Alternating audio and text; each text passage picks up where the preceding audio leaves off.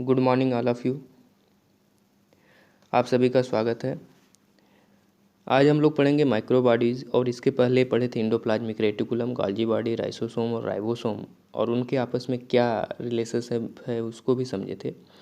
तो micro bodies भी वहीं से रिलेटेड है टॉपिक्स, क्योंकि माइक्रो बॉडीज़ की अगर हम बात करें तो जो माइक्रो बॉडीज़ है इसकी ओरिजिन जो हो रही है एंडोप्लाज्मिक रेटिकुलम से हो रही है। और इसके पहले भी जितने भी ऑर्गेनेल्स पढ़े थे, चाहे वो गोल्गी बॉडी हो चाहे लाइसोसोम हो, उन सब का भी वहीं से ओरिजिन्स हुआ था। तो आज हम लोग पढ़ेंगे माइक्रो बॉडीज़, और माइक्रो बॉडीज़ के जितने भी माइक्रो बॉडीज़ हैं यानी छोटे सेल ऑर्गेनेल्स हैं, उनकी उत्पत्ति एंडोप्लाज्मिक रेटिकुलम के वेसिकल्स से टूटने से बनता है या उसके फॉर्मेशन से बनता है। और सबसे बड़ी चीज़ आप यहाँ पे समझ सकते हैं, जो प्रोकैरियोट सेल्स होती हैं उन प्रोकैरियोट सेल में न्यूक्लियर मेम्ब्रेन नहीं पाया जाता है। और न्यूक्लियर मेम्ब्रेन ना होने के कारण से, जब न्यूक्लियर मेम्ब्रेन नहीं है तो इस न्यूक्लियर मेम्ब्रेन न होने के कारण से न तो उसमें एंडोप्लाज्मिक रेटिकुलम हो रहा है, न तो एंडोप्लाज्मिक रेटिकुलम का फॉर्मेशन हुआ। और जब एंडोप्लाज्मिक रेटिकुलम फॉर्मेशन नहीं हुआ तो गोल्गी बॉडी नहीं बना, लाइसोसोम नहीं बना, स्फेरोसोम नहीं बना, ग्लाइसोसोम नहीं बना, क्योंकि सबकी उत्पत्ति कौन कर रहा है? एंडोप्लाज्मिक रेटिकुलम से ही है। कहीं ना कहीं वो सारी चीज़ें एंडोप्लाज्मिक रेटिकुलम पे ही डिपेंड करती हैं। और एंडोप्लाज्मिक रेटिकुलम जो है न्यूक्लियस के न्यूक्लियर मेम्ब्रेन के आउटर वाली मेम्ब्रेन से उत्पत्ति होती है। तो इसलिए आप देख सकते हैं कि प्रोकैरियोट में सेल ऑर्गेनेल्स का अभाव होता है, और इसका एक सबसे बड़ा कारण आपका न्यूक्लियर मेम्ब्रेन का ना होना। और क्योंकि न्यूक्लियर मेम्ब्रेन से एंडोप्लाज्मिक रेटिकुलम बनता है और उससे गोल्गी बॉडी, लाइसोसोम और बाकी बनते हैं, सेल माइक्रो बॉडीज़ बनते हैं। तो देखिए, माइक्रो बॉडीज़ जितने भी माइक्रो बॉडीज़ हैं वो यूकैरियोट सेल में पाए जाते हैं।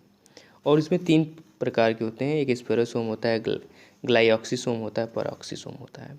तो स्फेरोसोम जो होता है वो प्लांट में पाया जाता है, ये भी ग्लाइऑक्सिसोम भी प्लांट में पाया जाता है। लेकिन पेरोक्सिसोम जो होता है प्लांट और एनिमल्स के दोनों के केस में पाया जाता है। अब देखिए, स्फोरोसोम्स की अगर हम बात करें तो स्फोरोसोम की खोज किसने किया है? प्रेनर ने किया था। और कहाँ पे किया था? स्मूथ एंडोप्लाज्मिक रेटिकुलम में किया था।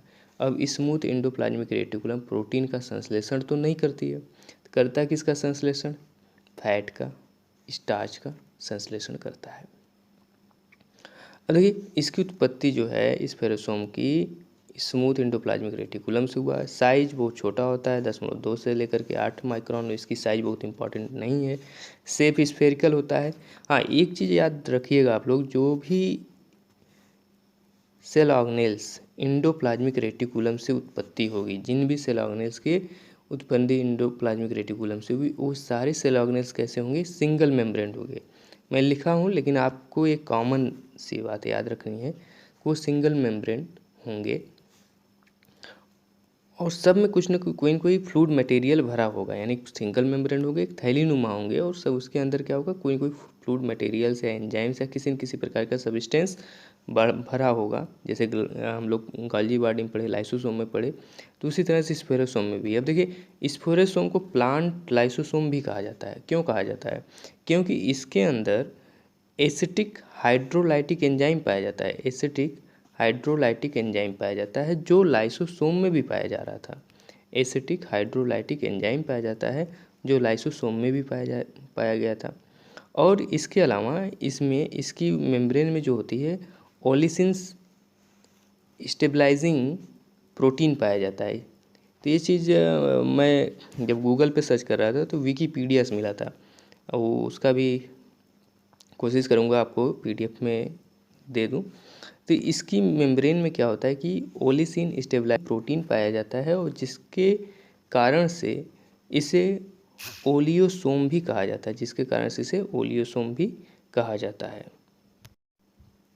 अब देखिए, अगर बात करें कि जो हाइड्रोलाइटिक एंजाइम था यानी कि एसिटिक एंजाइम था, वो कौन कौन सा एंजाइम है स्फेरोसोम में पाया जा रहा है? तो देखिए, स्फेरोसोम में प्रोटीएज पाया जा रहा है। प्रोटीएज क्या करता है? प्रोटीन को डाइजेस्ट करता है।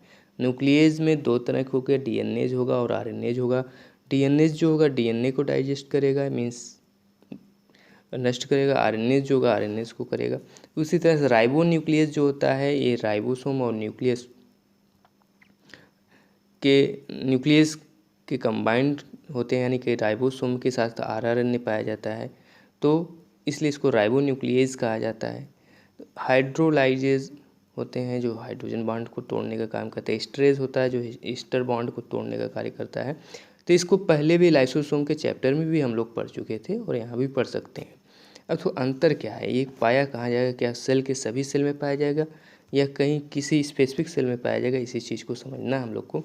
तो जो स्पोरोसोम होता है वो इंडोस्पर्म में पाया जाता है या कॉटिलीडन में पाया जाता है। ये ध्यान रखिएगा, जो भी इंडोस्पर्म होगा उसमें पाया जाएगा, यानी कि एक बीजपत्री पौधे जो होते हैं उसमें इंडोस्पर्म होता है, और कॉटिलीडन जो होता है द्विबीजपत्री पौधे जो होंगे डाइकॉटिलीडन जो होते हैं उसमें कॉटिलीडन पाया जाता है, तो उनमें स्पोरोसोम पाया जाता है। और करता क्या है स्पोरोसोम, सिंथेसिस करता है और स्टोरेज करता है किसका, फैट का। और ये फैट हेल्प किस में करते हैं, जर्मिनेशन में काम करते हैं। क्योंकि हम लोग पढ़े हैं एंडोस्पर्म जो होता है जब फूड सीड्स को बोया जाता है तो वहाँ पे क्या करता है, हेल्प करता है, उसको पोषण पहुँचाने का कार्य करता है एंडोस्पर्म। तो एक तरह से हेल्प करते हैं, न्यूट्रिशन का कार्य करते हैं। अब अगला माइक्रो बॉडीज़ हम लोग को पढ़ना है, ग्लाई ऑक्सीसोम पढ़ना है। तो ग्लाई ऑक्सीसोम की अगर बात करें तो बीवर्स ने खोजा था, ग्लाई ऑक्सीसोम को बीवर्स ने खोजा था। और कब खोजा था, एक्सट्रैक्ट किया था जर्मिनेटिंग कैस्टर बीन में, यानी कि जो एक कैस्टर बीन था और उसके जर्मिनेशंस के समय पे इसको एक्सट्रैक्ट किया था ग्लाइसोसोम को। ये पाया कहाँ पे जाता है, जितने भी प्लांट्स हैं उनमें पाया जाता है, मीन्स यूकैरियोट में पाया जाता है, पहले ही लिख चुके हैं। इसकी भी ओरिजिन कहाँ से हुई, इंडोप्लाज्मिक रेटिकुलम से हुई। तो जितने भी माइक्रोबॉडीज़ बनते हैं इंडोप्लाज्मिक रेटिकुलम, सबकी शेप कैसा है, स्फेरिकल से। तो ये सब याद करने की चीज़ नहीं है, कॉमन चीज़ है, आप तीनों के लिए कॉमन चीज़ें हैं। हेल्प क्या करता है, करता क्या है, ऑक्सीडेशन का काम करता है। अब देखिए ऑक्सीडेशन का क्या मतलब हुआ, अभी यहाँ पे आप पढ़े, यहाँ पे तो सिंथेसिस हो रहा था और स्टोरेज हो रहा था फैट का। अब सिंथेसिस स्टोरेज फैट हो गया, जो काम आएगा किसमें, जब पौधे को बोया जाएगा तो वहाँ पे एंडोस्पर्म में फूड मटेरियल फैट के रूप में स्टोर रहेंगे। अब यहाँ पे ये क्या करेगा, ग्लाई ऑक्सीसोम क्या करेगा, उस फैट मटेरियल को तोड़ेगा, उस फैट मटेरियल को तोड़ेगा किसमें, कार्बोहाइड्रेट में। तो यहाँ पे आपने लिखा है साफ साफ, किसके केस में, कैस्टर सीड में और ग्राउंडनट में। देखिए जर्मिनेटिंग सीड के फैट को कार्बोहाइड्रेट में बदलते हैं, ऐसा नहीं कि सारे जितने भी बॉडी में फैट हैं उसको कन्वर्ट करेंगे। जो जर्मिनेटिंग सीड होगा उसके जर्मिनेटिंग सीड में जो फैट्स होंगे उसको कार्बोहाइड्रेट में बदलने का कार्य करते हैं। तो किस में करते हैं, कैस्टर में और ग्राउंड नट में। एग्जाम्पल है कैस्टर और ग्राउंड नट। देखिए ग्लाई ऑक्सीसोम का काम क्या है, ग्लाई ऑक्सीसोम जो होता है इसमें चलता है ग्लाई ऑक्सीलेट साइकिल, ग्लाई ऑक्सीलेट साइकिल चलता है। और इस साइकिल में विभिन्न प्रकार के एंजाइम का प्रयोग किया जाता है और ये एंजाइम जो होते हैं फैट को कार्बोहाइड्रेट में बदल देते हैं। इस पूरी प्रक्रिया को ग्लाइकोजिनेसिस की क्रिया कहते हैं, इस पूरी प्रक्रिया को ग्लाइकोजिनेसिस कहा जाता है। अब जैसे इसमें ये सारे एंजाइम्स यूज किए जाएंगे, ग्लाइकोजिनेसिस जब होगा यानी ग्लाई ऑक्सीलेट की जब साइकिल चलेगी तो ये सभी एंजाइम्स का इस्तेमाल किया जाता है। तो हम लोग को आगे पढ़ना है फोटो रेस्पायरेशंस, तो वहाँ पे सभी एंजाइम्स के बारे में चर्चा होगा। तो जैसे ग्लूको ऑक्सीडेज है, तो ग्लूको ऑक्सीडेज करता है, आप पहले भी पढ़े होंगे। होता क्या है कि फैटी एसिड जो होता है वो कन्वर्ट केस में होता है एसिटल को एंजाइम में कन्वर्ट होता है, एसिटाइल को एंजाइम में कन्वर्ट होता है। अब एसिटाइल को एंजाइम जो होता है वहाँ पे काम कौन करेगा, ग्लाइकोलेट ऑक्सीडेज काम करेगा। एक सेकेंड, अब देखिए फैटी एसिड से बना क्या, एसिटाइल को एंजाइम बना, इससे क्या बनेगा आपका, इससे बनेगा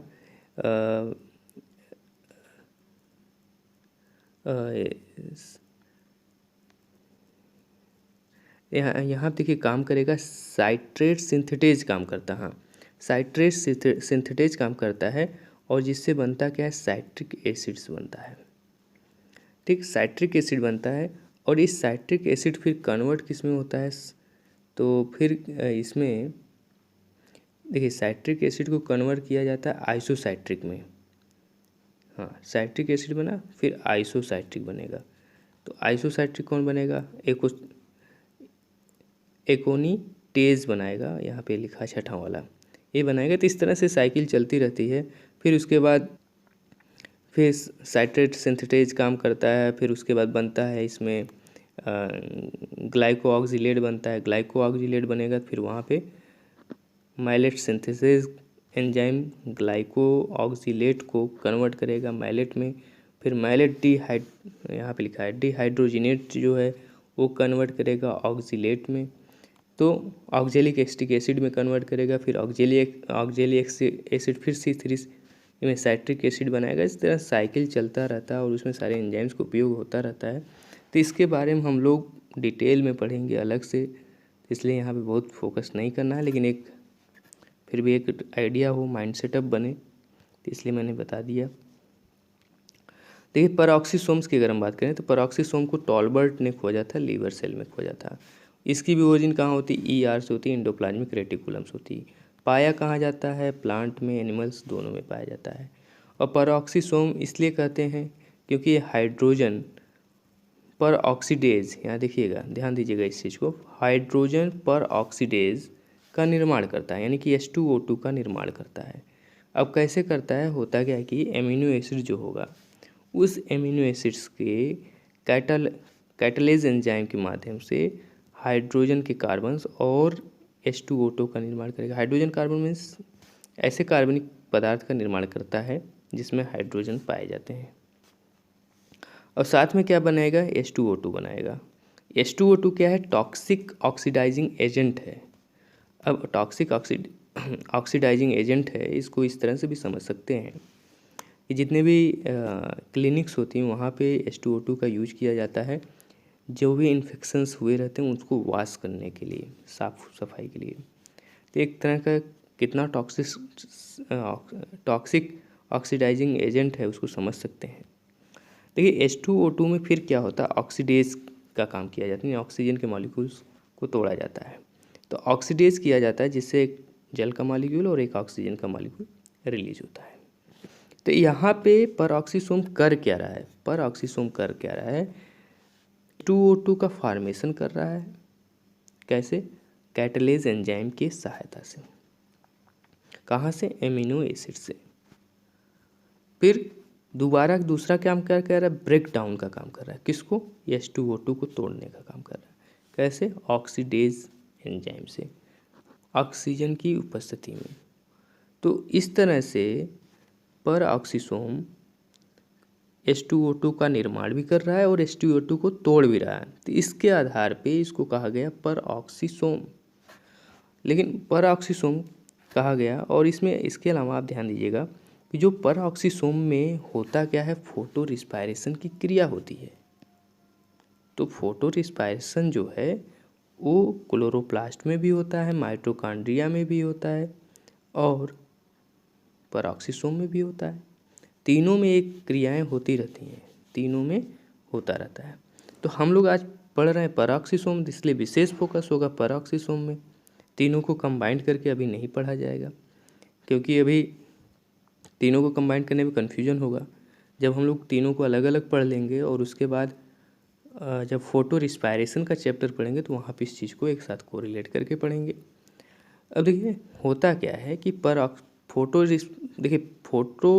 रिस्पायरेशन की क्रिया क्या है, पहले ये समझना है कि जो फोटो रिस्पायरेशन होता है नॉर्मली हम लोग पढ़ते हैं क्या है कि फोटोसिंथेसिस जो होता है उसके केस में क्या होगा, फोटोसिंथेसिस कार्बन डाइऑक्साइड पौधा ग्रहण करता है और ऑक्सीजन रिलीज करता है।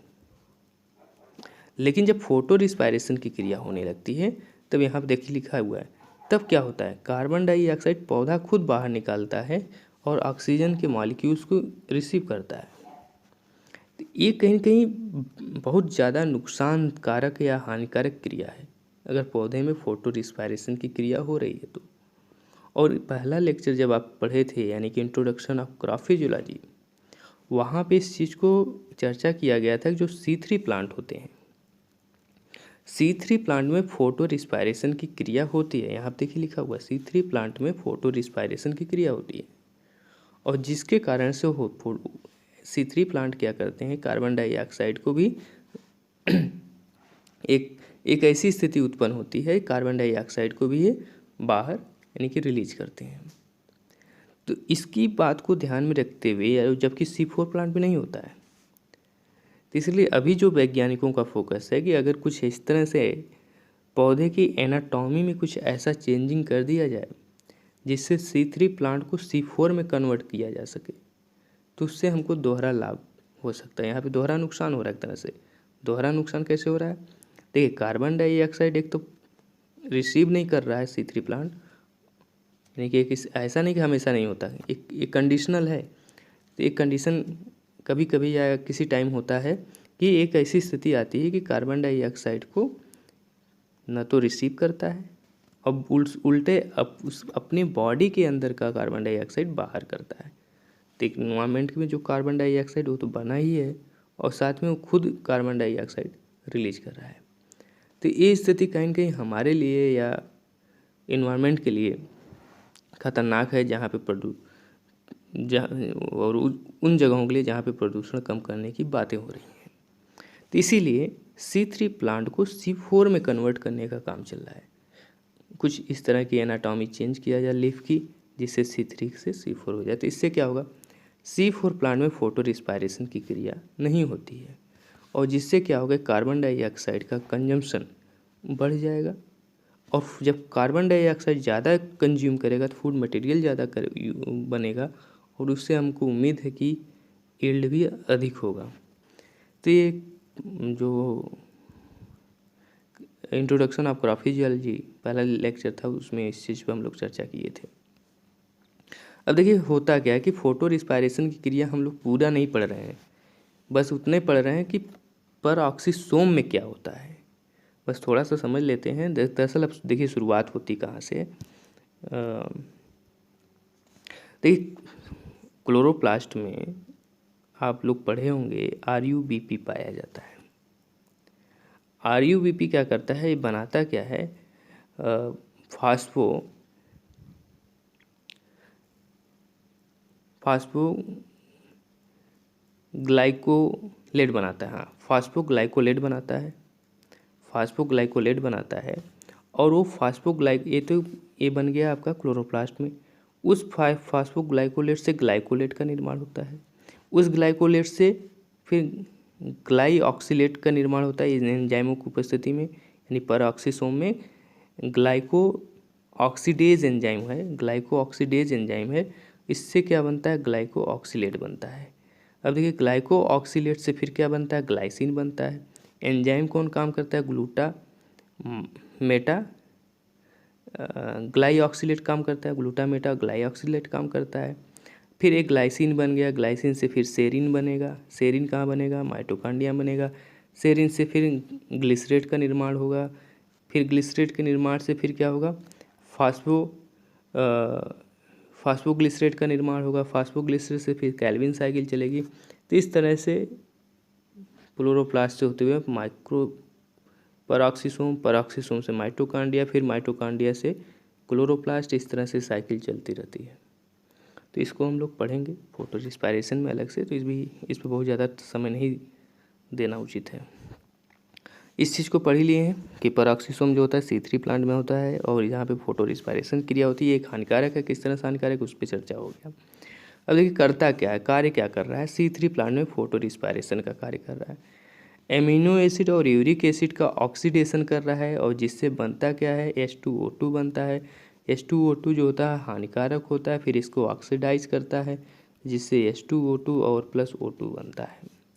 इसके अलावा फैटी एसिड का ऑक्सीडेशन करता है। जब फैटी एसिड का ऑक्सीडेशन करता है तो उसी चीज़ के बारे में बताया गया कि फैटी एसिड का ऑक्सीडेशन की क्रिया करता है, और जब फैटी एसिड का ऑक्सीडेशन होता है तो फिर वहाँ पे ऑक्जेलिक एसिटिक एसिड का बनना और एस्टिल को एंजाइम्स का बनना, इस तरह से एक प्रक्रिया चलती रहती है। तो ये भी फोटो रिस्पायरेशन में जब हम लोग पढ़ेंगे तो वहाँ पे क्लियर होगा। इसके अलावा पिछले क्लास में कुछ क्वेश्चंस दिए गए थे, उसको देख लेते हैं। कुछ लोगों ने जवाब दिया था और सभी ने एक क्वेश्चन को सभी ने गलत किया था और कुछ लोगों ने 2 क्वेश्चंस को गलत किया था। आज उस पर फोकस करना है इन, और विशेष तौर से जो लोग जवाब नहीं दिए थे उनके लिए भी एक अपनी गलतियों को सुधारने का मौका है, क्योंकि हमको जो पकड़ में आया है, यानी कि जो जिन्होंने आंसर दिया उससे ये समझ में आया कि उस चीज़ पे विशेष फोकस देना है जो क्वेश्चन सभी का गलत हुआ है, और इससे सबके लिए अच्छा रहेगा। देखिए, पहला क्वेश्चन जो पूछा गया था वो आपका है कि सेल थ्योरी पे विचार किसने दिया, या सेल थ्योरी किसने दिया है, तो स्लाइडेन और स्वान ने दिया है। और स्लाइडेन स्वान की अगर बात करें तो एक जूलॉजिस्ट और एक बॉटनिस्ट साइंटिस्ट थे, इसको नोट से देख लीजिएगा। रॉबर्ट हुक सेल के बारे में बताया, लिवन हुक लिविंग सेल के बारे में बताया, विर्चाव ने सेल ओरिजिनेटेड फ्रॉम सेल के बारे में बताया था। 70S टाइप का राइबोसोम पाया जाता है, ये क्वेश्चन सभी का गलत था कि 70S टाइप का राइबोसोम किस में पाया जाता है। तो नोट्स में आपको लिखाया गया है, या नॉर्मली जो आप पढ़े हैं या जानते हैं कि 70S जो होता है प्रोकैरियोट में पाया जाता है, और इसी को सब लोग मारे हैं, टिक मारे हैं। 80S जो होता है यूकैरियोट में पाया जाता है, ये बात तो सही है, इसमें कहीं गलती नहीं। लेकिन साथ में आपको ये बताया गया था कि यूकैरियोट का जो माइटोकॉन्ड्रिया होता है और क्लोरोप्लास्ट होता है उसमें 70S पाया जाता है। आप नोट्स उठाकर देख लीजिएगा या वीडियो फिर से देख लीजिएगा। अब ऑप्शन आपके पास 2 है यहाँ पे कि 70S टाइप का राइबोसोम किस में पाया जाता है, प्रोकैरियोट पाया जाता है, ये तो सही है। यूकैरियोट भी ऑप्शन में है, तो यूकैरियोट में भी पाया जाता है, कहाँ पे, माइटोकॉन्ड्रिया और क्लोरोप्लास्ट में। तीसरा ऑप्शन आपका आ गया ए बी, तो आपका इसलिए सी सही होगा, ए एंड बी, क्योंकि प्रोकैरियोट में पाया जा रहा है और यूकैरियोट के माइटोकॉन्ड्रिया और क्लोरोप्लास्ट में पाया जा रहा है, इसलिए आपका ऑप्शन बी सही होगा, सॉरी सी सही होगा, जिसमें ए एंड बी है।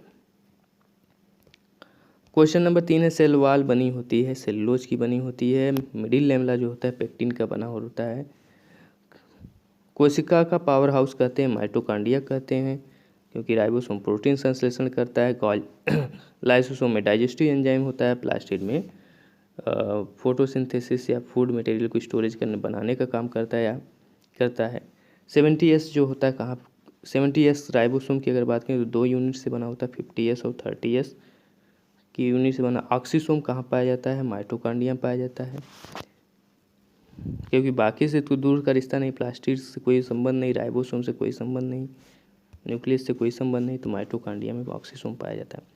एनिमल में राइबोसोम की खोज किसने किया था, अब देखिए एनिमल पैलाडे ने किस में किया था। अगर हम बात करें पैलाडे का, तो पैलाडे ने एनिमल्स में खोजा था, और क्लाउडी ने किस में खोजा था, प्लांट में खोजा था। डीएनए में, अब अगला क्वेश्चन, डीएनए के केंद्रक के अतिरिक्त किस कोशिका में पाया जाता है, यानी कि डीएनए जो है केंद्रक के अतिरिक्त किस कोशिका में पाया जाता है। तो लाइसोसोम में तो कोई डीएनए नहीं पाया जाता, राइबोसोम में कोई डीएनए नहीं पाया जाता है, गोल्गी बॉडी में कोई डीएनए नहीं पाया जाता है, यानी कोई भी किसी प्रकार की जेनेटिक मटेरियल नहीं पाया जाता है, तो वो आपका बचता है माइटोकॉन्ड्रिया। तो सेल के अंदर 2 ही सेल ऑर्गेनेल्स हैं, माइटोकॉन्ड्रिया और प्लास्टिड या कहें क्लोरोप्लास्ट, जिसमें डीएनए पाया जाता है। मिडिल लैमेला का निर्माण हुआ है किससे, कैल्शियम और मैग्नीशियम से। इसके अलावा राइबोसोम एवं प्रोटीन के बने होते हैं, इस पे अभी पिछले क्लास में बताया गया था, और इसको भी कुछ लोगों ने गलत किया है कि राइबोसोम और प्रोटीन के बने होते हैं, कौन सा राइबोसोम बना होता है, जबकि आपको बताया गया कि mRNA जो होता है वो न्यूक्लियस से बन के निकलता है, क्योंकि वहाँ पे डीएनए होता है और जब ट्रांसक्रिप्शन होता है तो mRNA बनता है। कुछ लोगों ने टिक मारा mRNA, ये गलत है। sRNA जो होता है एक शॉर्ट सीक्वेंस यानी शॉर्ट RNA होता है, तो उसका फॉर्मेशंस जो है सभी में नहीं होता है, मीन्स सभी यूकैरियोट में नहीं होता है, मोस्टली प्रोकैरियोट्स में पाए जाते हैं। tRNA जो होता है ये करता क्या, एमिनो एसिड को लाने का काम करता है। rRNA जो होता है राइबोसोम के साथ अटैच रहता है और यही rRNA क्या करता है, ये rRNA से आकर के mRNA जुड़ता है और tRNA क्या करता है, एमिनो एसिड को लेकर आता है और उसके rRNA के साथ मिल करके, यानी कि rRNA राइबोसोम से अटैच है तो वहाँ पर प्रोटीन संश्लेषण का कार्य करता है। तो इस तरीके से 10 क्वेश्चंस आप लोगों से पूछे गए थे, जिसके कुछ लोगों ने जवाब दिया था, लेकिन सभी ने सही जवाब दिया था। एक क्वेश्चन सभी का गलत था, ये दूसरा वाला क्वेश्चन, कुछ लोगों का क्वेश्चन 10 वाला गलत था क्योंकि उन्होंने mRNA टिक किया था, बाकी क्वेश्चन सभी के सही थे। ओके, थैंक यू, धन्यवाद।